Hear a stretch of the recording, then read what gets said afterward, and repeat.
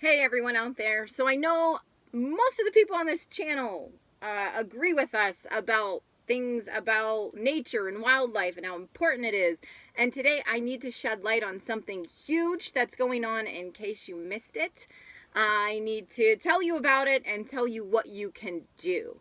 So, if you missed it, there's a big thing going on in Idaho that has to do with wolves. And for a second, let me get us all to remember something. As we grew up, our parents, us, and children today have all received these stories. We've all heard these stories that include some sort of big bad wolf in them. You know, we have Little Red Riding Hood, the Three Little Pigs, all this stuff. There's always this character, and he's a big bad wolf. And this type of storytelling also roots in culture that we can look at, even European mythology, and we see this big bad wolf character in the reality of their culture. And their citizens believed that the woods were a scary place, and the woods were this place where, scary witches, big bad witches and big bad wolves lived. And that was brought with when Europeans came to America. And this notion of big bad wolf isn't just in stories. It's still very alive today for people.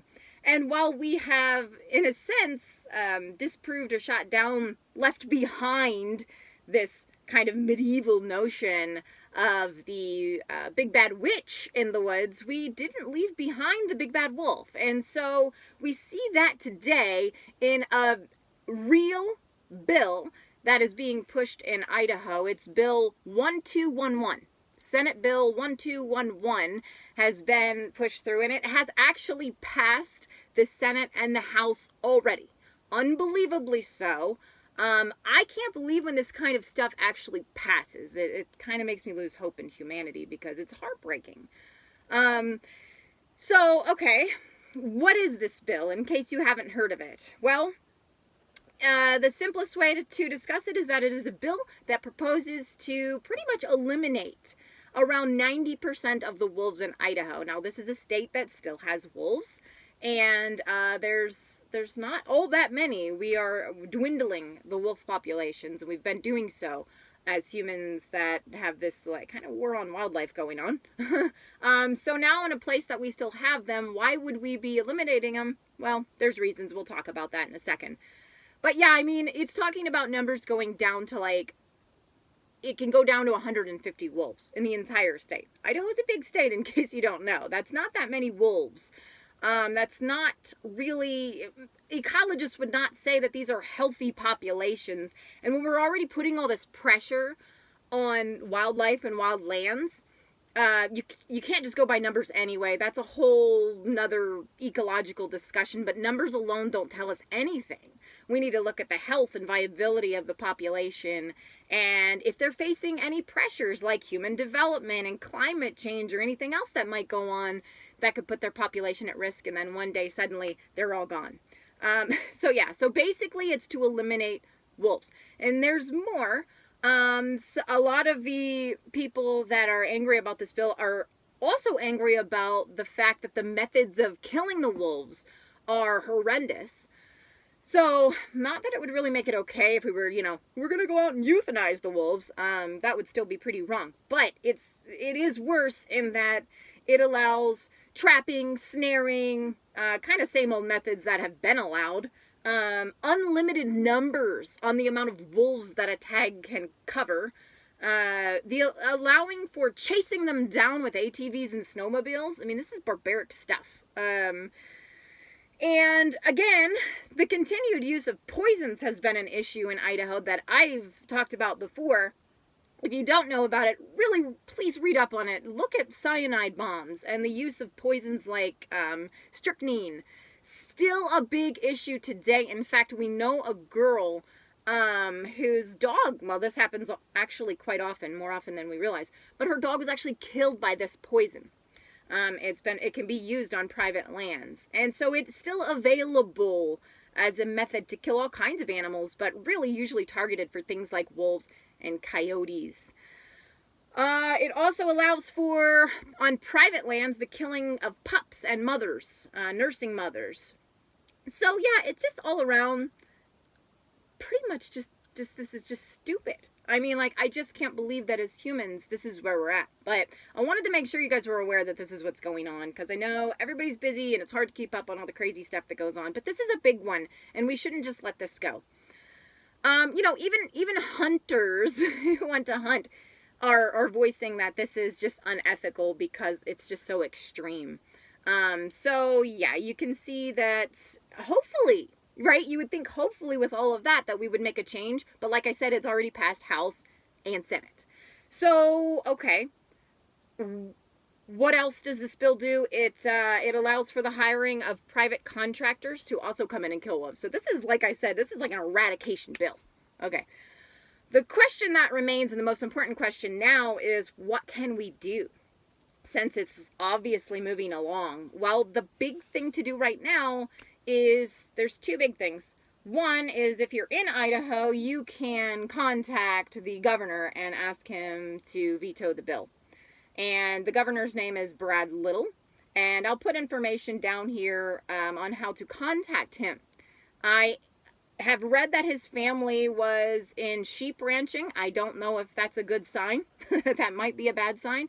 But still, we should voice our opinion. And then the second thing is, if you're outside of Idaho, there's still some things you can do. And even if you're in, you might want to do both of these, is to contact the Department of Interior and start voicing your desire to restore Endangered Species Act protections that were removed that are allowing these types of state-controlled bills, these state-controlled systems to be put in place now that they can manage their wildlife. This is what we're getting as a result. So please do that, guys, because I know, like I said, here, this group on this channel, I know we're all about the wild. I mean, without the wild, what do we have? It's us, it's a part of us, and we need not to treat our fellow animals like this, and this is what we can do right now. You might be wondering, well, why? Why is this even being pushed through? It sounds so barbaric. Why are we even doing it? Well, as usual, it's money, guys. I mean, unfortunately, the agriculture industry has a lot of money. You got to think about the numbers and how much money they're pulling in. And they get upset when there are claims of attacks on their livestock. So sheep and cattle, and even a push for being upset that wolves are attacking wildlife, which is pretty silly because the wolves have to eat. So we're not going to, you know, who are we to play ethical and moral ruler in the wild? Is judging by human track record, that's just a silly notion altogether. So yeah, those are the main arguments, pretty much coming down from the agriculture industry and a little bit from some areas of hunting. But like I said, a lot of hunters oppose this, knowing that it's just ridiculous. But there is some money there too, so you will see those two sources as the main sides for the main pro bill sides. So there are some things that go along with it, like more money for the Wolf Depredation Control Board. This is a thing we actually have in Idaho. It was created in 2014, and under this bill, now the money goes up. So Fish and Game gives them more money. It more than doubles their money. It's $110,000, I think, is what they get. It's going up to $300,000 that they will get to kill wolves. So we worry about what happens with our tax dollars. We should, you know, worry about this kind of silly stuff. So, just some things to think about on top of this that are very important since we're talking about this bill. With all this being claimed, one, all the research that I've ever seen shows that depredations are low. Even though, whatever your wolf numbers are, and with killing a lot of even the prey that the wolves would otherwise be able to eat, and having the livestock be put right next to wolf dens and silly things like that, the depredations are still low. In some numbers, the estimates are less than 1%. I mean, the wolves are going to want to eat. I'm not going to stick a hamburger in front of you, or a salad, or whatever it is, whatever meal, and then you're going to be starving and you're not going to eat it. I mean, that's essentially what we're doing with the wolves, is sticking dinner right in front of them and then telling them, don't eat it or you're in big trouble. And not only are you in big trouble, but we're not just going to kill you, but we're going to kill you in really horrific ways. Again, if you follow up on it and do some research, there are some just horrendous methods, and it's not right. So we should be in arms about this type of thing. It's not something we should be able to sit back. You know, when I love something and I care about something, this is why I'm doing this right now. I can't just sit back and go, ooh, that's too bad, right? So I hope we're motivated to do something and change some of these things. We can't change it all. The world is really a mess right now. But for the things we can do, let's do it. Okay, some other things to consider. Even if the numbers weren't low on wolves, the livestock don't belong there naturally. So it's silly that we would be such on the side of the not natural thing. The livestock actually degrades the land way more than any natural animal would. So cattle are destroying natural systems. Reducing wolves has, if you look at scientific research, reducing wolves has destroyed natural systems. And there's research on Yellowstone. There's research in the Olympic National Park region, the Olympic Peninsula, that shows that reducing wolf numbers has just hiked prey. And unfortunately, this is bad for the wolves and the prey. If you look at research done and readings, although Leopold's a good one, he talked about Arizona and how they reduced wolf populations, and the deer population skyrocketed, the vegetation was destroyed, and lo and behold, the deer actually suffered because of that, because it's not a natural system, and they often give way to things like disease and stuff. Some of the diseases we're seeing in the deer population right now are very likely caused by an imbalance in the natural system. So this goes with not just deer, but also elk and other natural prey of wolf populations.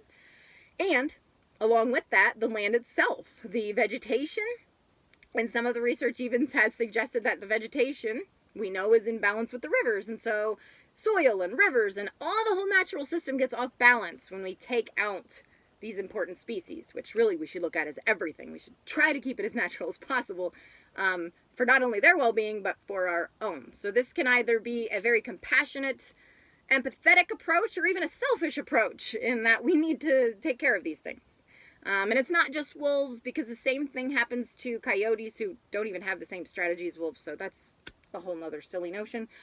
Cougars get treated this way, because a lot of times for bighorn sheep depredations and stuff like that. So that's been studied just the same in areas around Zion and Utah and all over the place.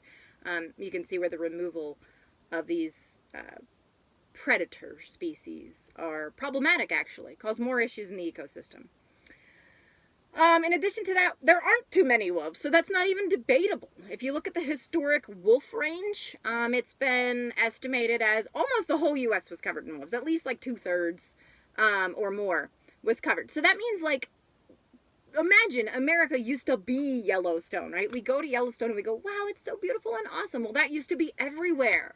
So shifting baseline, we're forgetting that it used to be like that, and then continue. So now we're in a place like Idaho, the artificial boundary, and we're saying, like, okay, now we need to get rid of them from this spot. And so we just keep, until they're in this tiny area and until there's nothing left for ourselves and our children.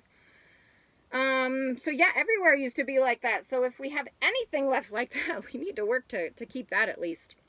Yeah, so not debatable, there aren't too many wolves. And lastly, even if there were something where we could say, well, in this area there's more wolves than there should be, which we can't, but even if we could, that would be the result of a natural imbalance, not any fault of the wolves. And what we would need to do is restore the natural balance, not go in and inhumanely kill a bunch of wolves.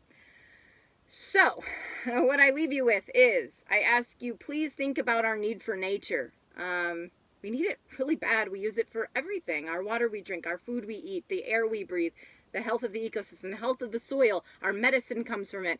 And not to mention our animal kin. They're our family. So don't we want to take care of our family? Our interconnectedness is really important. We can't deny that we're not connected with everything. We're all made of the same stuff. And I'll ask that you guys look at your dog. Look into your dog's eyes tonight and think about a wolf out there. You know, just, they're alone in this and they need our help. So if you have a dog, your dog's not a wolf, but it's still a very close connected creature, and we're all pretty connected. And look at them and consider, if they needed help, what you would do, and take that emotion and help the wolves if you can. So let's prove that we've matured as humans and that we're actually beyond those dark ages, because right now it's not looking like it. And I'll leave that information in the description of the video, and I'll also post this on Facebook. So help me out, guys, and act if you can, and let's see what we can do. Thanks, guys. Bye.